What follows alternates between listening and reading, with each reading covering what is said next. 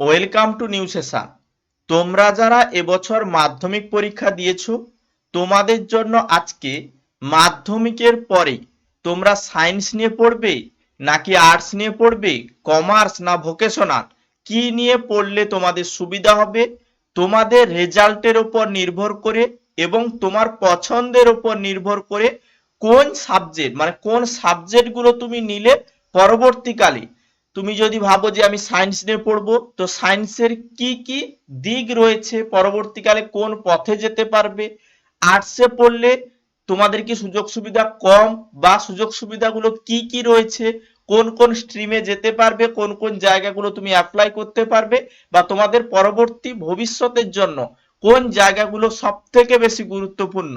এইভাবে আমি commerce, vocational সমস্ত স্ট্রিমের স্টুডেন্টদেরকে এইভাবে ডিটেলসে অ্যানালাইসিস করে জানাবো যে তোমরা কি নিলে সায়েন্স, আর্টস, কমার্স, ভোকেশনাল কি নিলে তোমাদের ভালো হবে, এবং একদম ভিডিও শেষে বলে দেব তুমি ভালো নাম্বার পাও মাধ্যমিকে বা তোমার রেজাল্ট ভালো হয়নি, মোটামুটি নাম্বার পেয়েছো, কোন দিকটা অবলম্বন তুমি করবে। তো পশ্চিমবঙ্গে মাধ্যমিক পরীক্ষা তার রেজাল্ট প্রকাশিত হয়েছে। এখানে পশ্চিমবঙ্গে বোর্ডে যদি তুমি পড়ো সায়েন্স, আর্টস, কমার্স, ভোকেশনাল এই রকমের স্ট্রিম রয়েছে। এখানে সায়েন্স স্ট্রিম মানে আমি যদি তোমাকে বলি পিওর সায়েন্স, তাহলে পিওর সায়েন্সে কি কি থাকতে হয়, তোমাদের পিওর সায়েন্সে ফিজিক্স, কেমিস্ট্রি, ম্যাথ এবং বায়োলজি এই চারটে মানে সাবজেক্ট থাকতে হয়, মানে পিসিএমবি থাকতে হয়। এখানে কিন্তু একটু চাপ থাকে, এটাকে আমরা পিওর সায়েন্স বলি।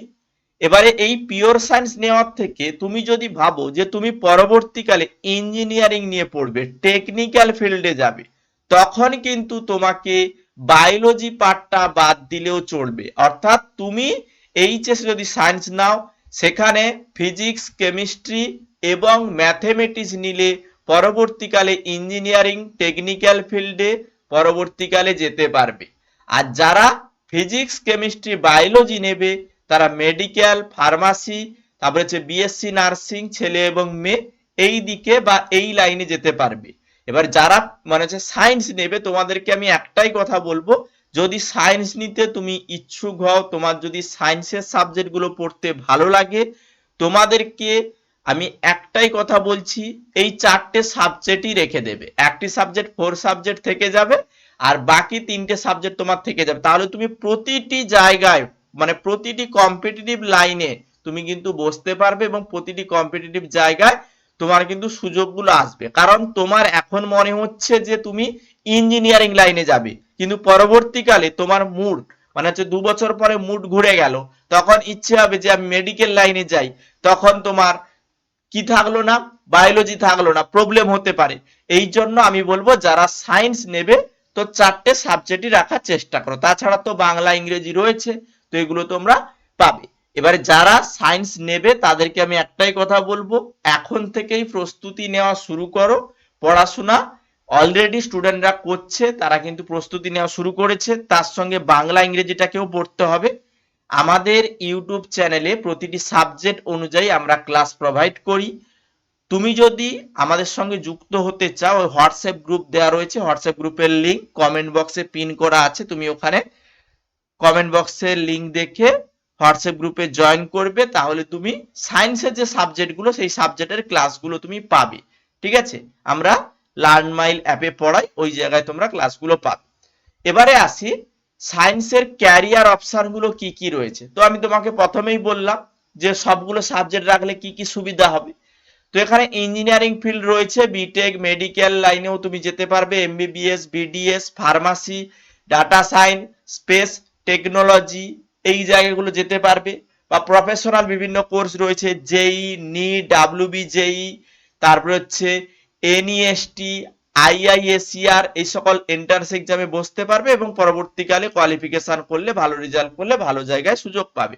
বিজ্ঞান স্ট্রিমে ছাত্রছাত্রীরা যারা থাকবে তারা টেকনিক্যাল লাইন, রিসার্চ লাইন এই জায়গাগুলোতে তারা যেতে পারবে। বা উচ্চশিক্ষার জন্য তারা আইআইটি, এনআইটি, এইমস, আইআইএসসি, বিআইটিএস এই সমস্ত জায়গায় কিন্তু পরবর্তীকালে এই সকল প্রিমিয়ার ইনস্টিটিউটে তারা কিন্তু পড়ার সুযোগ পাবে। এই জায়গাগুলো খেয়াল রাখবে। এবারে অনেকে বলবে স্যার শুধুমাত্র সায়েন্সেরদেরই ভালো সুযোগ আছে, আর্টসদের কি ভালো সুযোগ নেই, বা কমার্সে আমাদের কি ভালো সুযোগ নেই?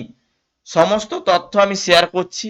তুমি সায়েন্সে নিতে চাও, যদি তোমার মনে হয় সায়েন্সের সাবজেক্টগুলো তোমার ভালো লাগে, তুমি নিতে পারো।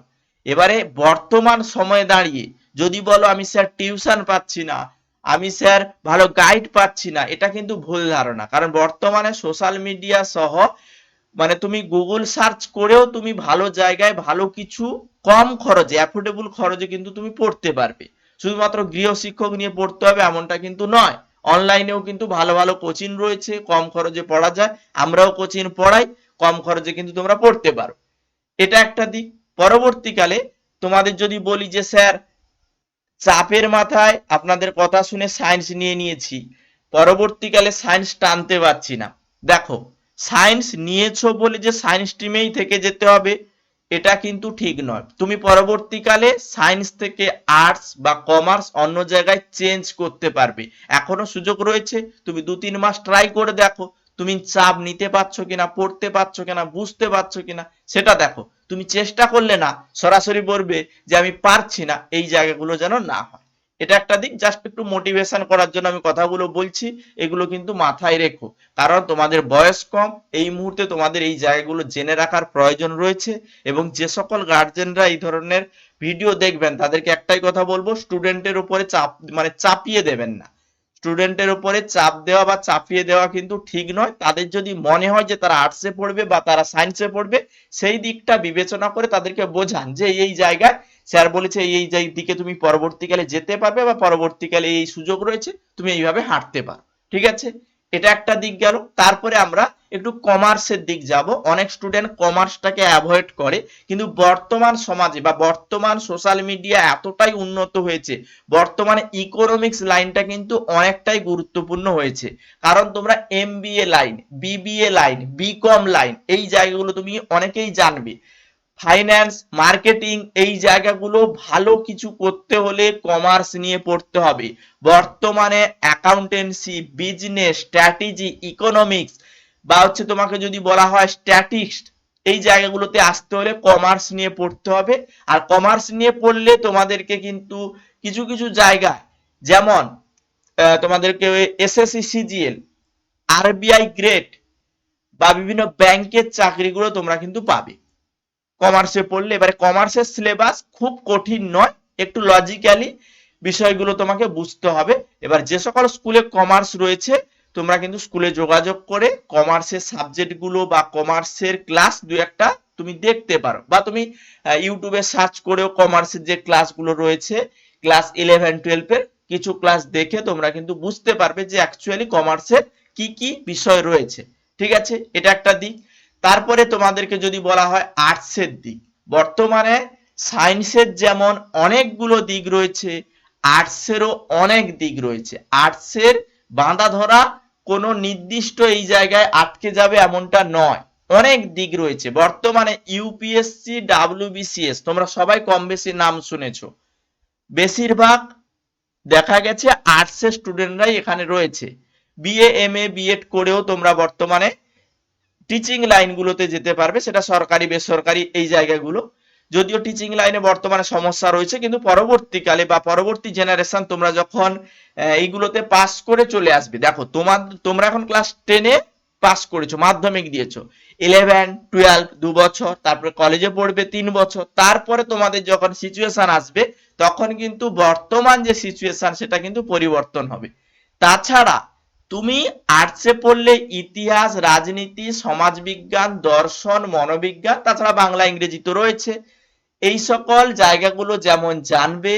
ডাব্লিউবিসিএস সহ বিভিন্ন রেলের এক্সাম, রেলের গ্রুপ ডি, গ্রুপ সির এক্সাম, তারপর হচ্ছে সিজিএল এক্সাম, এসএসসি সিজিএল এর এক্সাম, এসএসসি এমটিএস এর এক্সাম, এগুলো কেন্দ্র সরকারের চাকরি।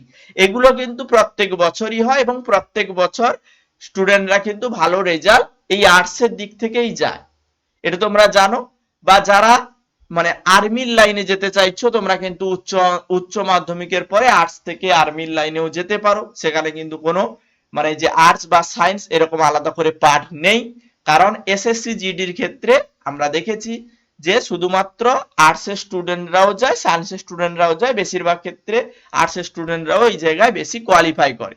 তো এই জায়গায় আমরা মানে এই মানে চ্যানেলে এসএসসি জিডির জন্য ক্লাস প্রোভাইড করি, বা আলাদা বিভিন্ন যে গ্রুপ ডির কথা বলো, বিভিন্ন এন্ট্রান্স এক্সামের কথা বলো, এএনএম জিএনএম, তারপরে হচ্ছে জেন পাস ইউজি, যেটা পেপার 1 পেপার 2, যেটা হচ্ছে হসপিটাল অ্যাডমিনিস্ট্রেশনের যে জায়গাগুলো, এগুলো কিন্তু অনেক অ্যাডভান্স জায়গা। এই জায়গাগুলো অনেকে জানো না। বা এলএলবি, এই জায়গাগুলো আর্টসের স্টুডেন্টরাই যায়।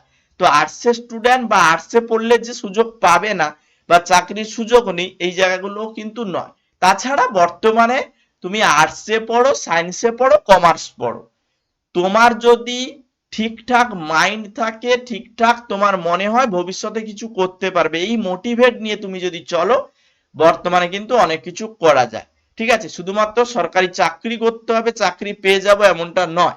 আর শুধুমাত্র সরকারি চাকরি পাওয়ার জন্য আমরা পড়াশোনা করব, এটাও কিন্তু ঠিক নয়। কারণ যে ভালো পড়াশোনা করবে তার কিন্তু মুখ থেকে বা তার ব্যবহারের দিক থেকে তুমি বুঝতে পারবে এ ভালো পড়াশোনা করে। এটা একটা দিক। বা ভালো মানুষ বর্তমানে হতে হলে ভালো পড়াশোনা করতে হবে। এই জায়গাগুলো আমাদের অবশ্যই অবশ্যই খেয়াল রাখতে হবে। তো এই জায়গাগুলো আমি বলে দিলাম। তাছাড়া তুমি কোন স্ট্রিমে যাবে সেটা কিন্তু তুমি নিজেই সিলেক্ট করার চেষ্টা করো। অন্যের কথা শুনে বা বাড়ির লোক চাপ দিচ্ছে বলে কেউ সায়েন্স নিয়ে নিয়েছো, কেউ কমার্স নিয়ে নিয়েছো, কেউ ভোকেশনাল নিয়ে নিয়েছো, বা কেউ তোমরা আর্টসের দিকে যাচ্ছ, এটা কিন্তু করবে না। তোমার যদি মনে হয় তুমি বুঝতে পারছো, ভালো লাগছে, তো সেই দিকে যাও। তুমি আর্টসে পড়তে পারো, সায়েন্সে পড়তে পারো, কমার্স পড়তে পারো, বা তুমি ভোকেশনালে পড়তে পারো। ভোকেশনালের লাইনটা যেটা হচ্ছে একটু ইঞ্জিনিয়ারিং এর লাইন, অ্যাকচুয়ালি যারা পিওর সায়েন্স নিতে পারবে না, সায়েন্সের স্টুডেন্ট মানে সায়েন্স পড়তে চায় কিন্তু ভালো রেজাল্ট হয়নি মাধ্যমিকে, বা তার মনে হচ্ছে যে সে সায়েন্স নিতে পারবে না, অনেকটা চাপ হয়ে যাচ্ছে, সে কিন্তু ভোকেশনালে যেতে পারে। ভোকেশনালে ভোকলেট পরীক্ষার মাধ্যমে ইঞ্জিনিয়ারিং লাইনে যেতে পারে। এটা ভোকেশনালের লাইন। তো এই জায়গাগুলো তোমাদের মাথায় রাখতে হবে। বাড়ির যে ফাইন্যান্স কন্ডিশন সেটাও দেখতে হবে, কারণ সায়েন্স নিয়ে পড়লে একটু টিউশন বেশি লাগে, আর্টস নিয়ে পড়লে শুধুমাত্র ইংলিশের ক্ষেত্রে বা বাংলা ইংরেজি তো টিউশন লাগেই না বলতে গেলে, নিজে নিজে পড়া যায়। বাকি সাবজেক্ট গুলো তো আর্টসের স্টুডেন্টদেরকে মানে টিউশন না নিলেও চলে যায়, কারণ বর্তমানে সোশ্যাল মিডিয়ার ক্ষেত্রে ইউটিউব বা বিভিন্ন অনলাইন কোচিং সেন্টার রয়েছে, আমরাও পড়াই, অল্প খরচে পড়া যায়। সায়েন্সের ক্ষেত্রে একটু খরচ হয় মান্থলি, আমরা যেমন অনলাইনে পড়ালে মান্থলি আমাদের কাছে 150 টাকার মতো খরচ হয় অল সাবজেক্টের উপরে। সেখানে এক একটি সাবজেক্টের উপরে 30-35 টাকা করে মান্থলি পড়ে। এটা কিন্তু এফোর্ডেবল খরচ, জাস্ট সার্ভার চার্জটা আমরা নিই। তো এই জায়গাগুলো আমরা খেয়াল রেখে তোমাদেরকে বলবো, বাড়ির লোকের উপর তোমরা চাপ না দিয়ে নিজে যেটা পছন্দ করবে ওই জায়গাগুলো তুমি পড়াশোনা করার জন্য সিলেক্ট করবে। এখনো টাইম রয়েছে যে পরবর্তীকালে চেঞ্জ করতে পারবো না, এটা কিন্তু ভুল ধারণা। পরবর্তীকালে তুমি চেঞ্জ করতে পারবে, হয়তো তোমার রেজিস্ট্রেশন হয়ে যাচ্ছে তারপরে পারবে না, রেজিস্ট্রেশন হওয়ার আগে। এবার রেজিস্ট্রেশন কবে হবে? 11 শেষের দিকে রেজিস্ট্রেশন হবে। তাহলে রেজিস্ট্রেশন হওয়ার আগে পর্যন্ত তুমি চেষ্টা করো যেটা তোমার ভালো লাগে। যদি না পারো তুমি পিছিয়ে আসো, এটা ঠিক। কিন্তু তুমি আগে থেকে কোনো কিছু পড়লে না, বুঝলে না, ডিরেক্ট বলে দিলে যে আমি সায়েন্স পারবো না, এটা কিন্তু ঠিক না। এবারে কোনো কোনো স্কুল রয়েছে তুমি মাধ্যমিকে ফার্স্ট ডিভিশন না পেলে তোমাকে সায়েন্স দেবে না, বা কোনো কোনো স্কুল রয়েছে সেকেন্ড ডিভিশনের স্টুডেন্টকেও সায়েন্স দেয়। কারণ তারা যদি ভালো রেজাল্ট করতে পারে, ভালো পড়াশোনা করতে পারে, তারা কিন্তু এগিয়ে যেতে পারে। কিন্তু তোমাকে একটু খেয়াল রাখতে হবে যে তোমার নাম্বারটা কেমন আছে। সায়েন্সের সাবজেক্টে নাম্বার কিন্তু নির্ভর করে, বা সায়েন্সের সাবজেক্টে 45% না নাম্বার থাকলে হচ্ছে মাধ্যমিকে সায়েন্স দেয় না।